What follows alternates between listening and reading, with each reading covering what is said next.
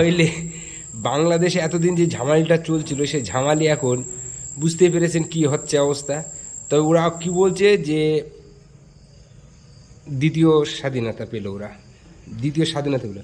যাই হোক, আমার এই ভিডিওটা যেখান থেকে যারা যারা দেখছেন আমার ভিডিওটা একটু লাইক, একটা সাবস্ক্রাইব করে দেবেন, বেল আইকনটা বাজিয়ে দেবেন টস করে, তাহলে পরের ভিডিওগুলো আপনাদের ঝটঝট দিতে পারি।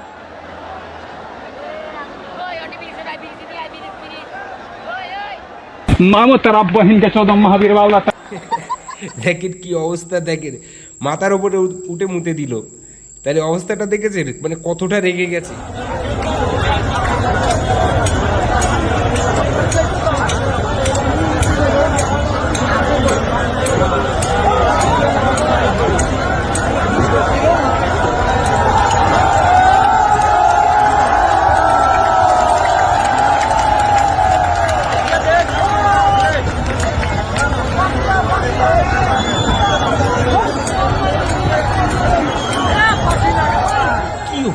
কি হচ্ছে এগুলো, কি হচ্ছে কিছুই বুঝতে পারছি না। আপনি এমনভাবে ওরা মানে ক্ষিপ্ত হয়ে গেছে, রেগে গেছে, যেটা মানে শেখ হাসিনা, শেখ মুজিবুর রহমানের মানে কোনো নিশানা পর্যন্ত রাখতে চাচ্ছে না, কোনো নিশানা পর্যন্ত ওরা রাখতে চাচ্ছে না, ভেঙে দিচ্ছে। তাহলে দেখেন ভিডিওটাই আপনাকে দেখাচ্ছি কিভাবে ওরা ভেঙে দিচ্ছে, গুড়িয়ে দিচ্ছে।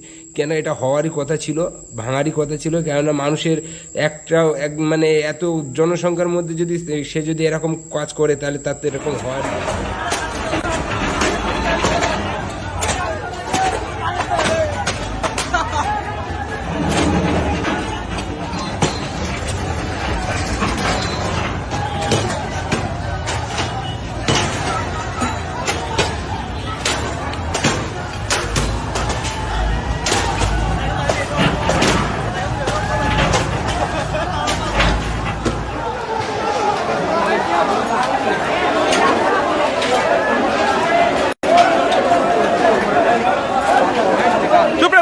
আপনারা দেখতে পাচ্ছেন এই যে ধানমন্ডি 32-এ সেই খুনি হাসিনার বাসার সামনে এখন তার বাসা দাও দাও করে জ্বলছে,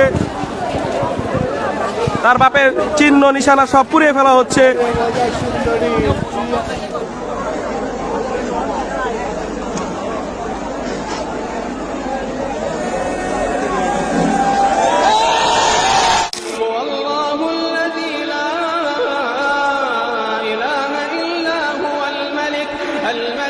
বন্ধুরা, কতটা নিকৃষ্ট মানের শাসক প্রধানমন্ত্রী হলে পারে যে পদত্যাগ দেওয়ার সঙ্গে সঙ্গেই দেশের জনগণ এবং দেশের সেনাবাহিনী রক্ষাকারী যারা সেনাবাহিনী তারা পর্যন্ত আনন্দ উপভোগ করছে। আমরা কিন্তু সাথে সাথে এখানে বাংলাদেশ থেকে একটা শিক্ষা অর্জন করলাম।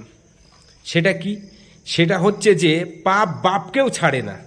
যে একটা প্রধানমন্ত্রী পদত্যাগ দেওয়ার পরেও সে তার দেশ। বন্ধুরা, তাহলে আপনারাই জানাবেন কমেন্ট বক্সে যে আগামী যে শান্তিশিষ্টভাবে দেশটাকে চালাতে পারে কাকে পেতে চান প্রধানমন্ত্রী হিসেবে, কমেন্ট বক্সে